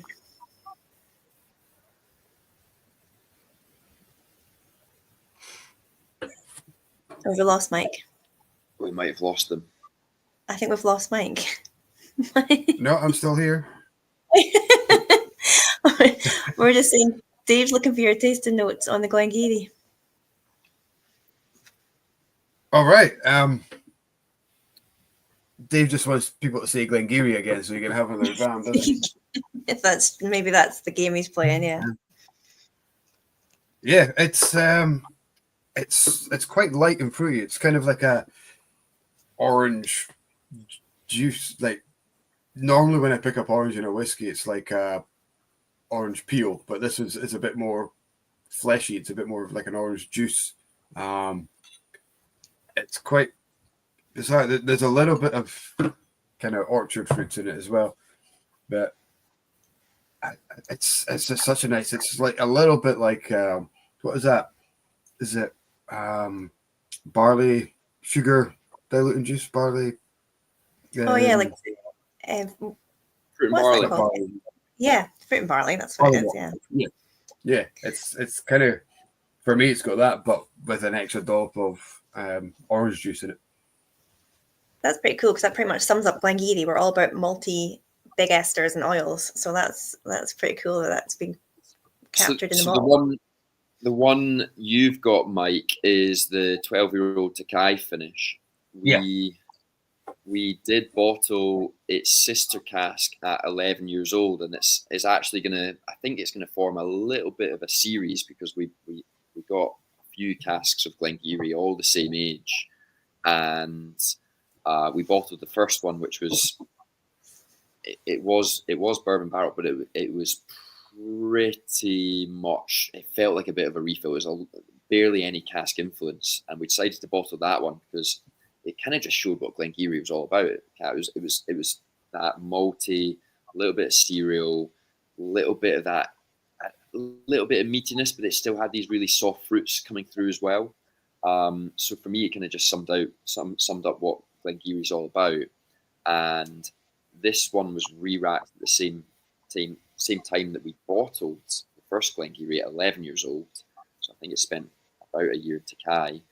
And the plan is to do about one a year in different cask types at different ages, just to see how it develops. So, cool. Yeah, we'll do at least one next year because it's a great distillery, and I think the great thing about it is it's got flexibility as well. It can work in all sorts of different cask types, and you don't completely lose the spirit. So I wouldn't have wanted to leave it in that Takai cask for much longer. I think it's that right balance between cask and distillery. So some of the other Glengiris we've not re-racked yet, and it's just about choosing the right time to do it so that we can kind of do a little bit of a series just to show Glengiri in different cask types over the years. I love this. Ben, did you know that Kat also works at Glengiri Distillery? Yes, I did. You did know that. Yes. I'm not just saying it because of that. She's sitting there with her smug face on. Is like, yeah. We don't get enough limelight. We are such an underrated whiskey, especially with going back to direct firing and floor malting. We're producing such a banging spirit. So, the more we can talk about it, the better. And you've got a road going through your distillery as well, which is nice and unique. It is right through the middle of the blooming distillery, so it's pretty cool. It's a fab little place. What is it about? What is it about Glengiri? Because it's hugely popular with independent bottlers, and I know Murray McDavid had a 11-year-old Takai cask last year, which was one of Kat's I think, favourite. But it just lends itself so well. Is it that flexibility that it kind of handles quite a lot of casks, or what is it that you look for? Yeah, I think so. I think Kat also nailed it where she said it's a little bit underrated. Doesn't get the limelight so much. So I think it's a nice one to be able to show people as an indie bottler. I think choosing the right spirit for the right cask is such an important part of being an indie bottler. Like, I kind of know that a Blair Athol can hold its own in a really active cask, and I think Glengiri probably isn't quite as meaty and heavy as a Blair Athol, but it's got that flexibility where it can lend itself to being more in that fruity light style, but you could also put it in something quite active and you're not going to absolutely kill the whiskey. So I suppose it is a little bit of that flexibility, but it's also leaning towards that more malty, kind of earthy style, which means that you're not going to lose it. So it is a great one for indie bottlers, just having that flexibility because of the style of the distillery. Yeah, and the core range isn't that bad either. It's good, yeah. And I think it was probably one of the first. I think it was the third distillery that I ever visited. Really? I remember I was quite young, and I do remember trying a port cask one back then. Maybe, I'm sure. So for me, it's always been, and at that time, for me, that felt quite experimental. I know more and more people are doing, different types of finishes, but to me, that was seeing a big distillery doing something a little bit unusual. And I don't know, I suppose that's just kind of stuck with me a little bit, where I kind of think, okay, Glengiri themselves have done fairly experimental stuff, therefore I feel that I can as well. So yeah, I remember going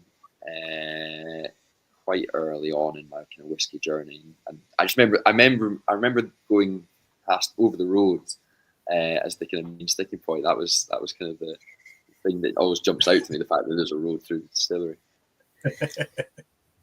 I know, I think we're maybe one of the only ones. There's quite a few that sit on the roadside, but there's not that many that's got a road right through the middle of it. So yeah, it's quite funky. We've got Jeremy saying it. So I'm not sure if you know of our Glengiri game, Finn, that whenever somebody mentions Glengiri, we have to take a sip.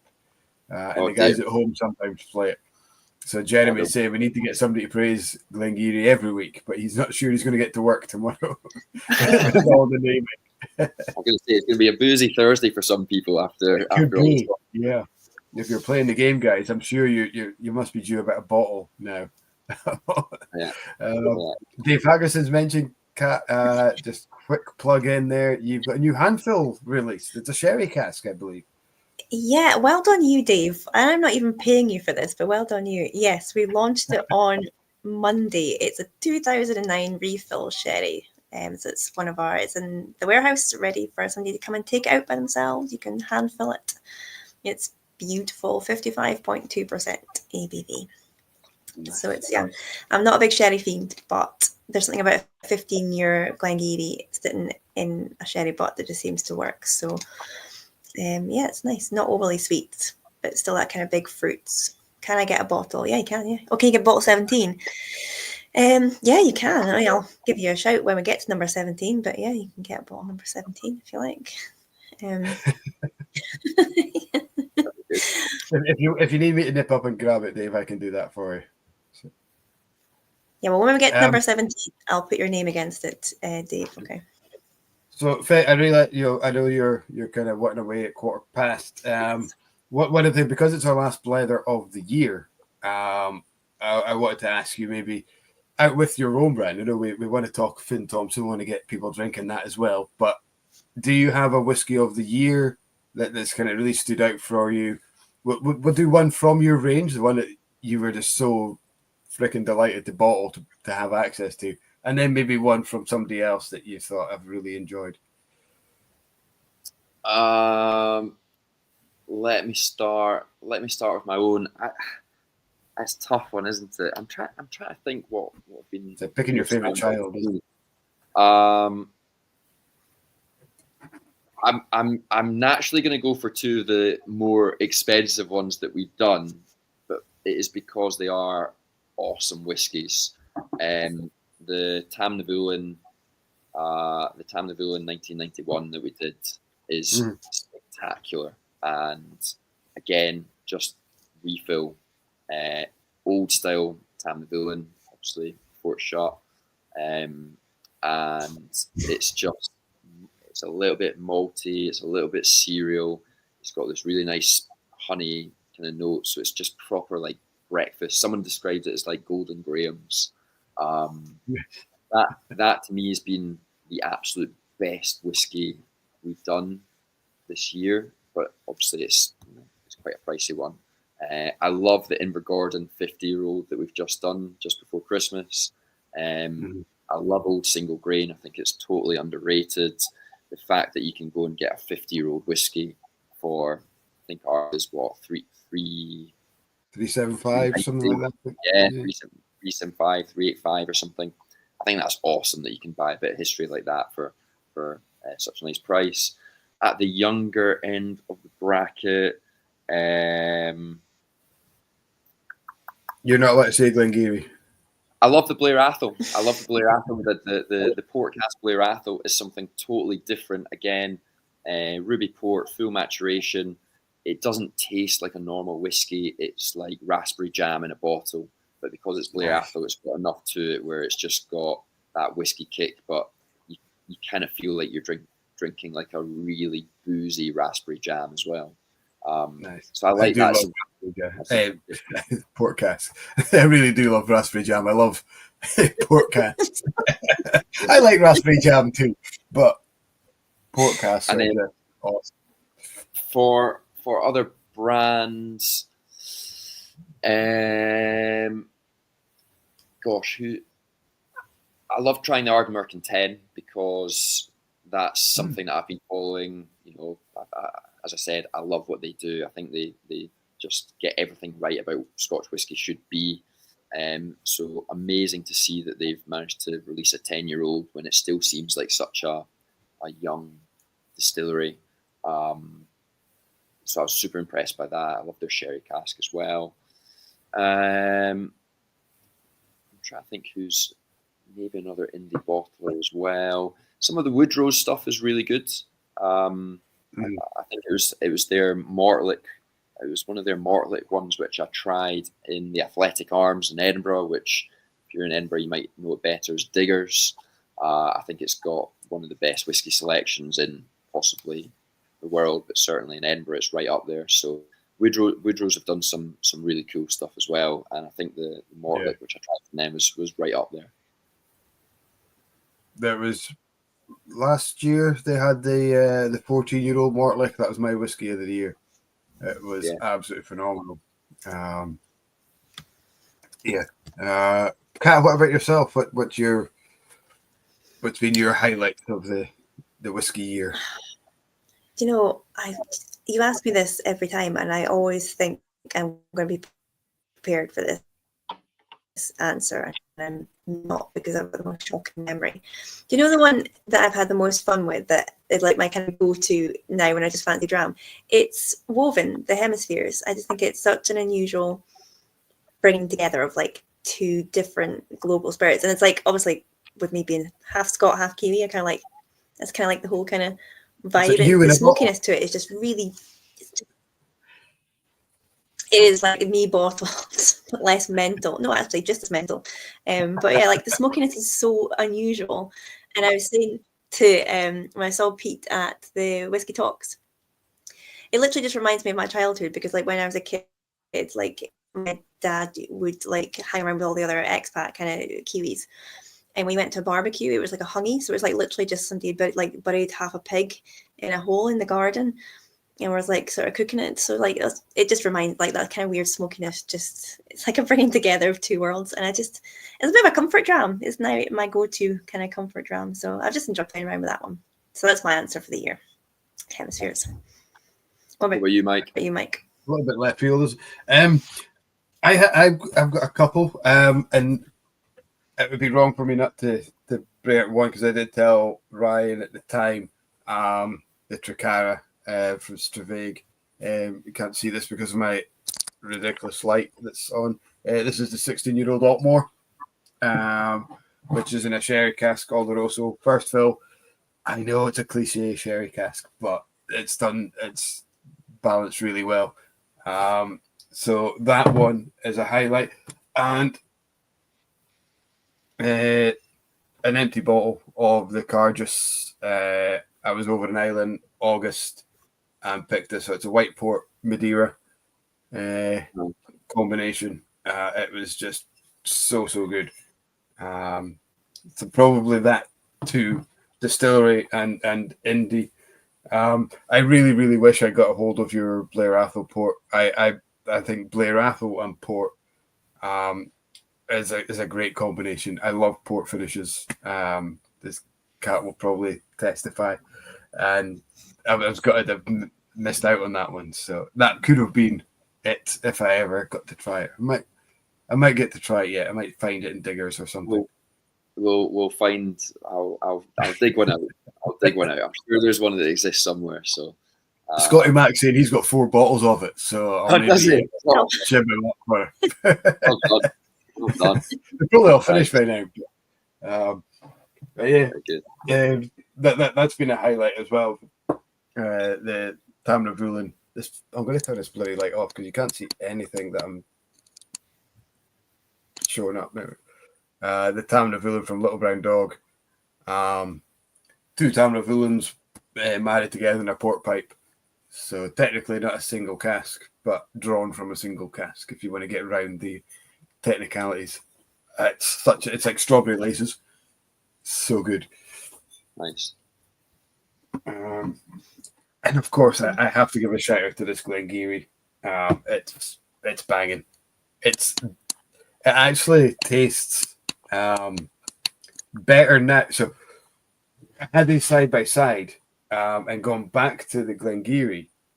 It's such a quaffable, fruity drinker. After the Pitille or where's the stress on that? However you like. Yeah, it's one of those things. Whiskey pronunciations. I think you always there'll always be someone that says you're getting it wrong. I remember doing tasting in Oban, and for years I'd always had that debate between Lejig or Lechug or Ledig or whatever. So I thought, while in Oban, just on the mainland across from the island, I might as well ask all the locals how to pronounce it. And I asked them, how do you pronounce this distillery?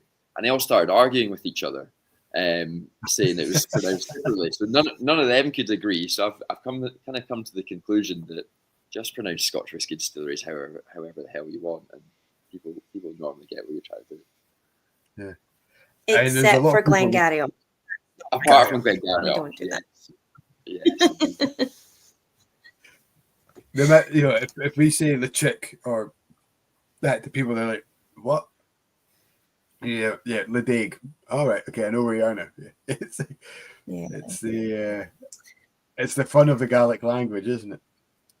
Yeah. Yes. And we're learning even more now that the Gals have dialects. So Gaelic in Skye is different to Gaelic in Mull. It's different to Gaelic in Harris. Even Harris and Lewis, even though they're not even separate islands, they're joined together. Sorry, guys, but you are. They have different twangs and they have different accents. It's like, yeah, it's bad enough trying on Duolingo to learn Gaelic and then realizing that there's this whole host of intermingling dialects and accent and stuff. It's crazy. Yeah, it doesn't make life easy, especially if you're coming from abroad and trying to learn about Scotch whisky. But English is bad enough. Give people a free pass on some of them sometimes. Awesome. Well, talking of which, we are disturbing you on your holiday. We didn't even reveal that to all our viewers, but you are currently sunning it up somewhere wonderful. So we know you're on a schedule tonight, so we're going to let you head off. But we're so grateful that you joined us tonight. It's been awesome. Thank you so much, guys. Really, really, really good to chat. And yeah, great thing to do just before Christmas, and hopefully everyone watching, listening, and you guys have a good Christmas. Make sure you're well stocked up on drams, and yeah, choose a good whiskey for Christmas Day, guys. I think that's always a good thing to do. I think knowing the crowd at home, yeah, they'll be well stocked up. If they're not already, they will be very soon. Thank you so much, Finn. It's been fantastic to chat to you again. Learn about the story. It's an incredible story. We need to get that book in motion. It's been absolutely phenomenal, and you're lucky to have that behind you, but also the work that you put in to get your brand out there and the casks. It's a testament to yourself, and I'm sure that your 6 times great grandfathers would be proud watching down on what you're doing just now, and glad that the story continues because it's a legacy that's continuing, isn't it? Yeah, that's it. As I said, let's watch for what happens with 10th generation. There's no plans for that yet, may I add, but hopefully in 100 years' time we've got an extra couple of sides to the bottle and we're still going. I think that's the thing. Team. One day we'll have just a normal round bottle with the amount of sides. That's the target. So. Yeah, a never-ending cycle. Everyone's 9-sided bottle will become collectible. I know I said it. There you go. No, guys, thank you so much. Really, really appreciate the time, and we'll speak after Christmas, no doubt. Will do. Yeah, you get yourself back to that free bar at your hotel resort. Spot on, guys. Well, thank you so much. Thanks for everyone listening. Thank you. See you soon. Cheers. Yeah, bye. There's nobody next week, so we can't say. That's it. That's the last one before 2025. This is it. End of Blether. Yeah. End of Blether. It's been a good one. We've had some awesome guests on this year. I meant to go back through everything this year and kind of do like my highlights, but my car broke down and it's been the shittest day ever, so I didn't do that at all. If anybody on the chat is a car mechanic, divorce lawyer, or paid assassin, I would take 1 or 3 of those. But yeah, if anybody's got any suggestions for next year, please either drop them in the chat. People you'd like on, people you want me to track down, people you want revisited. If you are in the industry or you know anybody in the industry that wants on, give them my details. You can find me on Instagram or find Mike. But yeah, throw me your suggestions and we'll start tracking down people for next year. It would be awesome. Can't wait to be back. Looking forward to a wee break. It's pretty mental in the shop at the moment, as you can imagine. You must be the same. And everyone at home, I'd just like to say I'm going to pour a wee dram and toast you all for sticking with us throughout the year. Definitely. Having some great chats, from trebuchets to goose leaves. That is still my favourite. The goose sleeves is my. I think that's the highlight of my Blether history. Did you know actually? I've kind of self-provided a segue into this. This was totally unintentional. That geese contributed more to the history of Britain than anything else because all your quills were provided by goose feathers. Yeah. And as a left-handed person, you would use the feather of the left of the goose because the feather grows differently. And you could use a left-handed feather for geese. Normally they were used for the quills of bows and arrows because not many people use them to write, but you could get a specific pen from a left if you're left-handed. And if you survive that long, because normally if you're left-handed, they would tie you with stones and throw in your river or burn you. Yeah. But yeah, you got left-handed feather quills. So a left-handed pen did exist back in the day. That's very interesting. I love the fact that one of your favorite blethers is me just completely having a brain fart and forgetting the difference between leaves and feathers. But yeah, we've had some really fun chat this year. With some awesome ideas and some great comments and chat from all the guys. So, and I love you guys. I love you've all made friends, and that whoever it was that came up with the Blethering, I think that happened this year, wasn't it? The name. I also love that. So we should get some merch and some exciting things happening soon. Yes. Next year we will be back. With some merch. We've got mugs and just utter tat, but people love it. And it will be coming your way in the new year. It would have been great to have it out, but obviously with lots of other things going on. Ryan H is saying hello. He's saying he's sorry he didn't say hello. Well, you just said hello. Listen on the way back home. He's chipping in now, and he's asking when the Blether is back. We are back. I guess we can just decide now, can't we? I guess we haven't actually really had this discussion, because if we work a bit ships in the night, sometimes it's like usually the Blether is the first and only time we've seen each other through the week, unless Mike's come into the distillery for some whiskey. A lot of this organising is done through WhatsApp, and you wouldn't believe it because we're such a well-oiled machine. What Blether are you watching? I think we're probably going to be back the 9th of January. Right, so I need to get my little black book out and start making some bookings. So fire your suggestions in, guys. Yeah, we've got one from Dave. He wants Sean Murphy. I think it would be a great guest. I will jot that all down. his books and Isla Whiskey and everything he's involved with. He's involved with so much. Cool, good shout. That'll go on the list, on my chase list. We'll get that sorted. Well, guys, here's to you at home.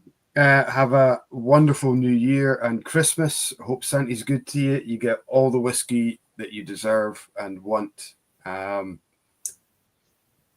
us a message throughout. We have an Instagram handle now as well. Follow our whiskey. I can't even remember. Is it a Whiskey Blether? I think we are called. I think so. It will be. This will be happening as well. The Instagram page will be developed over the next couple of weeks. Check us like social media experts. We don't even remember our own name. That was a WhatsApp conversation last week after. But yeah, things will be happening. The Blether is evolving. And we can only do it because of you guys supporting us. So thank you very much for that. And we'll get the Instagram up and going. And we'll see you guys all in the new year. Safe, sound, happy, and healthy.